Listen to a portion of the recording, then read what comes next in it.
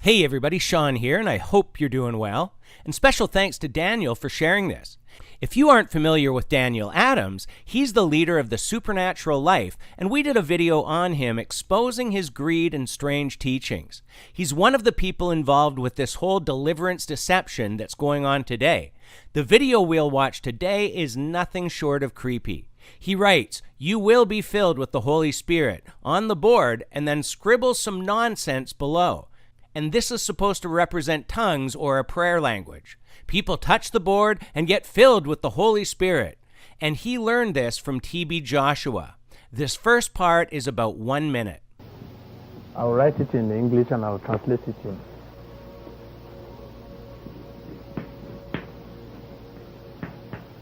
I honor Prophet TB Joshua. I honor what he brought to the body of Christ. I honor his teachings, and I honor the legacy that he left on this earth. And by doing so, you are seeing me partake of that same grace. Holy Spirit will speak through us in language which we have not learned. You will be filled with the Holy Spirit. I'm going to interpret this into a prayer language. Will speak.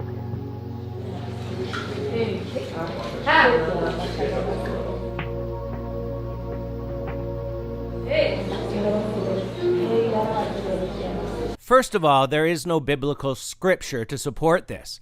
Like much of the weirdness we see today, this just points to them being specially anointed, and you have to trust that that scribble they put on the board is actually a language from God.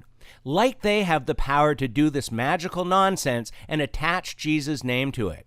TB Joshua explains that God will teach them this so-called language they wrote on the board. And Daniel echoes this, saying that the writing on the board is anointed with the Holy Spirit. I believe that the Word of God is alive and active. Do we believe this? Yes. Do we believe that His Word contains power? Yes. Do you believe that a man or woman, a vessel of God that contains the presence and power of the Holy Spirit, when they write something like this, that even the writing on the board contains the anointing of the Holy Spirit? So now TB tells this guy to touch the board and see what happens. And here it is.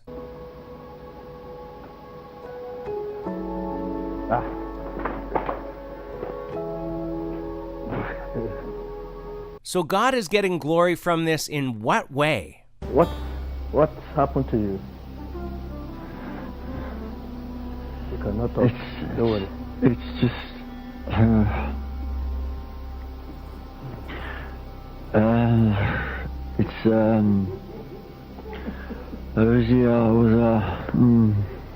And they are glorifying this as tongues. Wow. And then Daniel Adams does the same thing, and this is the result.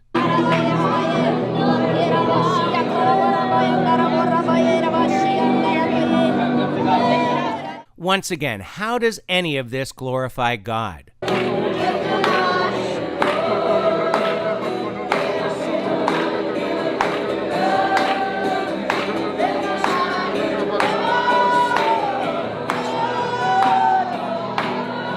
That noise in the background sounds more like a tribal chant than praising God. But here's how Daniel explains this.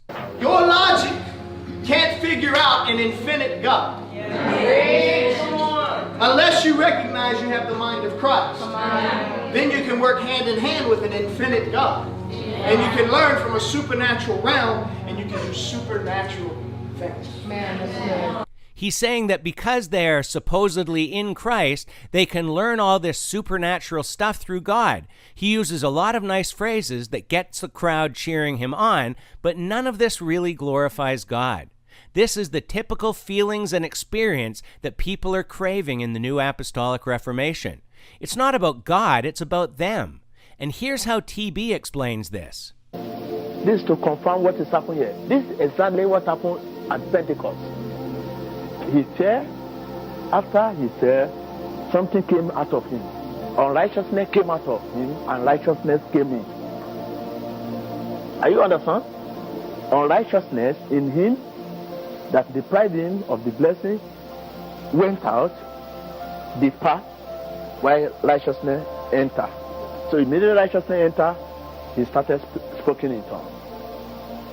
The language, heavenly language. He can write it. If I give him chalk, he will write it in the world. This is nothing but some sort of voodoo or witchcraft. He has no right to say because that guy touched the board with TB's anointed writing that suddenly unrighteousness left him, and then righteousness, meaning the Holy Spirit, entered him and caused him to slur in gibberish. This is a 9-minute video that I'll leave the full link to below.